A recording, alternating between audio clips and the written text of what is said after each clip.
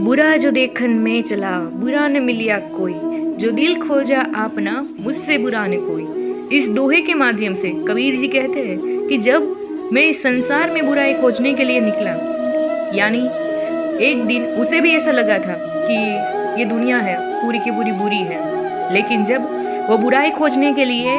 संसार से निकलते हैं, कोई बुरा उसे दिखाई नहीं देता। और कहते हैं कि जब मैंने मन रूपी द्वार अर्थात अपने हृदय में झांक कर देखा तो मुझे प्रतीत हुआ, मुझे लगा कि मुझसे बुरा तो इस दुनिया में कोई है ही नहीं। यानी हमें जनरली ऐसी आदत होती है कि हमारे साथ कुछ बुरा हुआ तो हम दूसरे पे वो डाल देते हैं, लेकिन कबीर जी के विचार देखिए कितने उदार है कि जो कुछ भी हुआ है हमारी खुद की वजह से ही हुआ है। हकीकत में इस दुनिया में सभी लोग अच्छे हैं, कोई बुरा है तो अपनी सेल्फ है। दूसरा दोहा,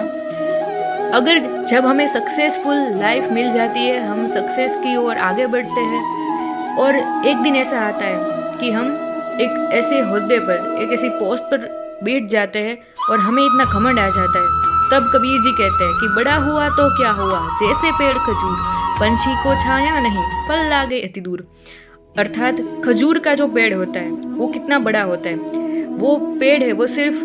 फल देता है, वो फल यानी खजूर भी कितने लंबे समय के बाद देता है। तो कहते हैं कि बड़े होने का कोई मतलब है नहीं, खजूर के पेड़ के समान बड़ा होने का क्या लाभ, जो ना ठीक से किसी को छांव दे पाता और ना ही उसके फल सुलभ होते हैं। यानी बड़े इंसान की यहाँ बुराई नहीं की गई है, लेकिन सिर्फ दिखाया गया है कि हम जब बड़े हो जाते हैं या फिर हमें सक्सेस मिल जाती है तो हमें घमंड नहीं करना चाहिए। और जो लोग ज़्यादा बड़े होते हैं, ज़्यादा पैसे वाले होते हैं या रिच बैकग्राउंड से होते हैं, उनका स्वभाव है वो कबीर जी यहाँ डिस्क्राइब करते हैं।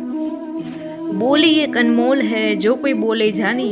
ये तराजू तोल के तब मुख बाहर आनी। यानी जो लोग, पहली लाइन का मतलब होता है जो लोग ये बात जानते हैं कि हमारी बोली अनमोल है, वे ये यानी हृदय से, वो हृदय से तराजू में तोल तोल कर बातें बोलते हैं, तब मुख बाहर आनी, यानी तभी ही